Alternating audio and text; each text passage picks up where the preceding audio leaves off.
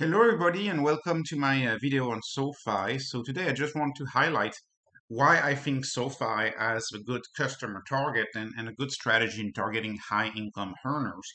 First of all, did you know that SoFi targets mostly high income borrowers? They target borrowers for their personal loan portfolio, borrowers of $160,000 in income with a FICO score of 748, so that's pretty high. And for student loans, it's even higher.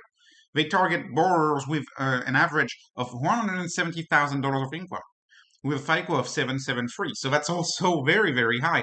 Um, these applicants, the applicants that do not fit this profile and apply to SoFi and still want to use SoFi are typically transferred to other parties on the back end. That means the loans may still get funded, but they will be financed by other parties that accept riskier borrowers. So I think this is a big deal for SoFi, and it reduces a lot of risk from the SoFi thesis and the SoFi investment.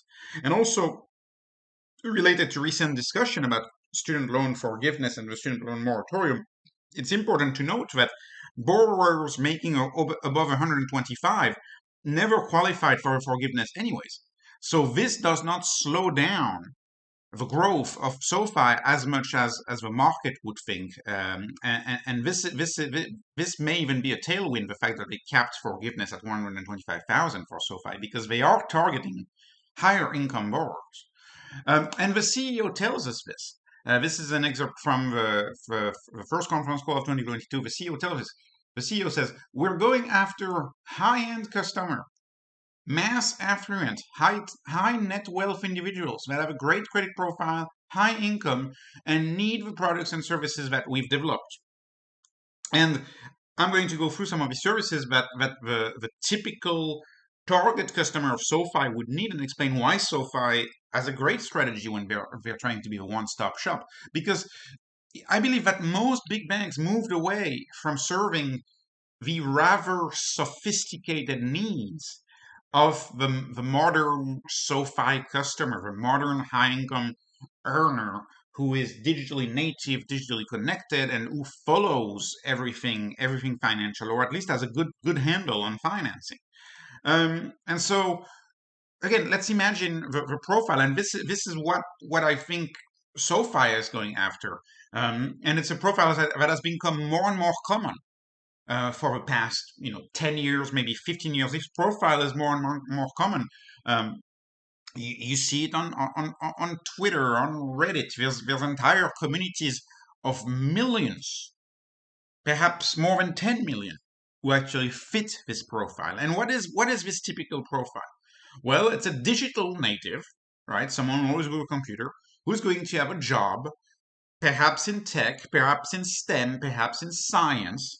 And so the stereotypical example would be you're a UX designer for an app, or you're a data scientist, or you're a software engineer, or you're a SaaS salesperson who makes between 150 and $200,000 a year. And I could have added a whole bunch of professions in there, but there's a whole bunch of professions that you're going to be a millennials, late 20s, early 30s, and what else? You're going to have a highly specialized degree from a very good school.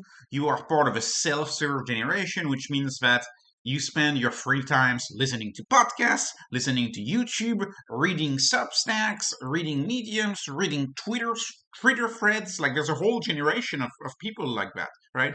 You are savvy because you walk in a field that relies on math, that is savvy itself. So you're savvy, so that means you're always going to be on the lookout for the best, most economical product, right? You have a lot of spare income because you're starting out in life. You're sophisticated with your credit card, your credit scores, your debt, your investing. You're not afraid of options or stocks. You don't find these scary. You prefer digital assets and Bitcoin over bonds. It's important to note that almost 50 million Americans own Bitcoin. It's like, and legacy banks still don't offer any options to get it. So you want that offer in a service, and you want a fully digital experience. That's the most important thing. You want a one-stop shop. You want a super app, a super finance app, and that's going to solve much of a problem of the pre-SoFi day, like prior to SoFi, or for people who have not heard about SoFi, like what is the solution? What is the solution for this customer profile right now? So right now, if you want the most economical option for everything, you should probably use SoFi, because otherwise, what is your solution? Well, if you want cheap free trades on options, you might go with Robinhood, right? As much as backlash as they've had, you might go with them. You still have cheap options. You may use a traditional broker for your stocks, like a Schwab or a TD Ameritrade, right? You may use Coinbase for buying your Bitcoin. You may use M1 for your long-term investing, and if you want to have good loans on margin, because the traditional brokers charge a fortune for margin, or you may use Interactive Brokers or M1. You may have 5, 10 different credit cards from 5 or 10 different banks, because you chose these cards because the best deal is not on a single website or not offered by the single bank. Like the best deals are offered by a disparate number of banks. So you have to have an account in each different bank to get the credit cards that fit your needs, right? And you may also have one legacy bank for your checking account. And the legacy bank most likely serves as a hub where you use your legacy bank to pay for your Coinbase account, pay for your M1 account, your Robinhood account. So it's a mess. It would be like a web of connection between different services. And SoFi offers a one-stop shop with the best, or at least the next best economical option for each of these products. I mean, it's very impressive. Their cards are very impressive. Their margin loan rates are very impressive. They're about to come up with options. Their stock buying experience is very impressive. Their savings rate are very impressive. They really group 10 different websites, platforms, banks option into one and make it easy. And as a plus, you have new things that others don't have, like career coaching. They have other things like meetups, and they have, I don't know, a lounge in Los Angeles where you can go to the SoFi lounge. Who knows if they're going to expand that and have more lounges? It's kind of an American Express strategy. So you have all of this in one platform, and of course, the average consumer is not going to need all of this in one platform, right? They'll be fine with the legacy bank and the checking account and one credit card. But when we talk about the profile of customer, the profile of high income earner that I've given, they are very appealed by the fact that they're not going to have to juggle with 10 different logins, 10 different platforms, and a whole bunch of disparate interfaces. I think this is a very important value proposition. Furthermore, and I want to say this about the competition, right? The competition is legacy bank. SoFi is a neobank. They got their bank charter, they're a neobank. But legacy banks, historically, they've been excellent at serving the ultra high net worth with their private banks division. You know, like if you want to do margin, JP Morgan is probably the best. But you better have millions of dollars with JP Morgan if you want to do margin with them, right? Otherwise, it's going to be M1 or SoFi. Okay, or interactive brokers.